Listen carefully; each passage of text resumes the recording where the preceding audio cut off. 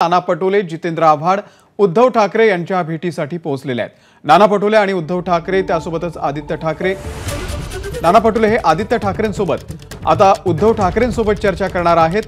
शपथविधी संदर्भामध्ये चर्चा करण्यासाठी नाना पटोले मातोश्रीवरती पोहोचलेले आहेत। उद्धव ठाकरेंशी भेट झाल्यानंतर शरद पवार यांची सुद्धा ते भेट घेणार आहेत।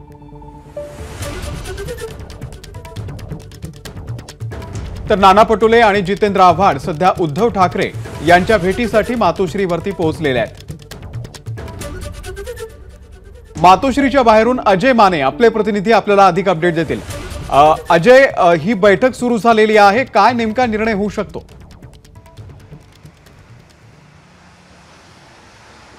आपण जर पाहिलं तर आता नुकतंच नाना पटोले जे काँग्रेसचे प्रदेशाध्यक्ष आहेत तसेच शरद पवारांच्या राष्ट्रवादीचे जे प्रतोद म्हणून जितेंद्र आव्हाड यांची निवड झालेली ते आणि आदित्य ठाकरे ही विधान भवनात होते ते तीनही नेते जे ते उद्धव ठाकरे यांच्या भेटीला मातोश्रीवर आलेले आहेत। खरं तर शपथ घ्यायची की नाही इथून हा प्रश्न जो आहे तो सुरुवात झालेली आहे।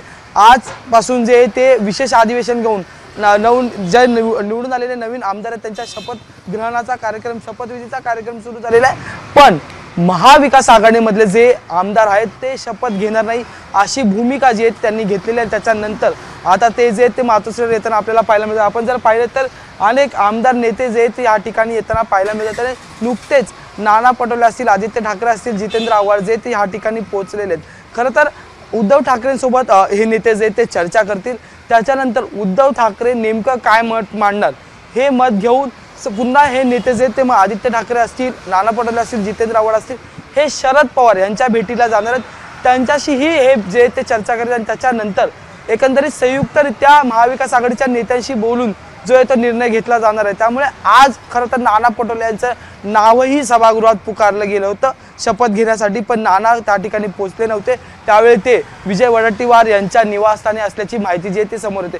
त्यामुळे आता उद्धव ठाकरेंसोबत काय नेमकी चर्चा होणार हे पाहणं औत्सुक्याचं असणार आहे। दुसरा महत्त्वाचा मुद्दा म्हणजे की मार्कडवाडीमध्ये जे बॅलेट पेपरवर मतदान घेण्याचा निर्णय गावकऱ्यांनी घेतलेला आहे त्या निर्णयाचा मुद्द्यावर आता राजकारण महाराष्ट्राच्या राजकारणात सुरू झालेलं पाहायला मिळते। महाविकास आघाडीने थेट पाठिंबा जो आहे तो दर्शवलेला आणि त्याच पार्श्वभूमीवर हा निर्णय जो आहे तो महाविकास आघाडीच्या आमदारांनी घेतलेला आपल्याला पाहायला मिळते आणि म्हणूनच आजचा शपथविधी जो आहे तो टाळण्याचा प्रयत्न एकंदरीत महाविकास आघाडीचा आहे। थेट बहिष्कार टाकला आहे असं मत जे ते आधी जे विरोधी पक्षनेते राहिले होते विजय वडेट्टीवार यांनी मांडलाय। तसंच सोबत नाना पटोले यांनीही म्हटलंय की आम्ही बहिष्कार टाकला आणि बाहेर आलेलो आहे। त्यामुळे उद्या एकंदरीत शरद पवार, राहुल गांधी मार्कडवाडीमध्ये जाणार। त्याच्या आधीपासूनच हे संपूर्ण वातावरण जे ते महाराष्ट्राच्या राजकारणात लागले। निश्चित तर या संदर्भातले अपडेट अजय आम्ही तुमच्याकडून घेत राहू। तुर्तास धन्यवाद या माहितीबद्दल। पाहूयात पुढची बातमी। महाविकास आघाडीचे आमदार आज शपथ घेणार नाहीयेत। एकीकडे विधानसभेचं विशेष अधिवेशन आजपासून सुरू झालंय। सत्ताधारी पक्षाच्या आमदारांचा शपथविधी सुरू आहे, मात्र विरोधक आमदारांनी शपथविधीवरती बहिष्कार टाकलाय। विरोधकांच्या बैठकीमध्ये एकमतानं हा निर्णय घेण्यात आलाय। निषेध म्हणून आम्ही शपथ घेणार नाही असं आदित्य ठाकरे यांनी म्हटलंय।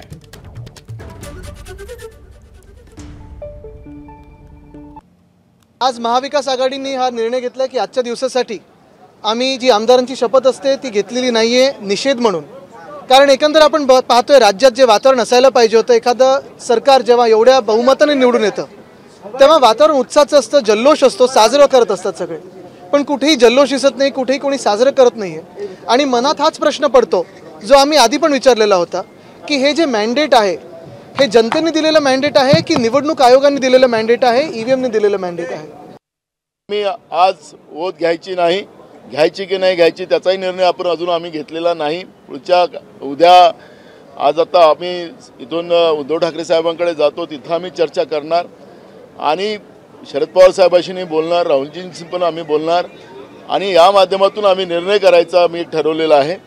म्हणजे आज तुम्ही कोणीही शपथ घेणार नाही। एकीकडे लोकशाहीच्या मंदिरात प्रवेश करत असताना दुसरीकडे लोकशाही रक्तबंबाळ होते, महाराष्ट्राला शोभणार नाही। एबीपी माझा, उघडा डोळे बघा नीट।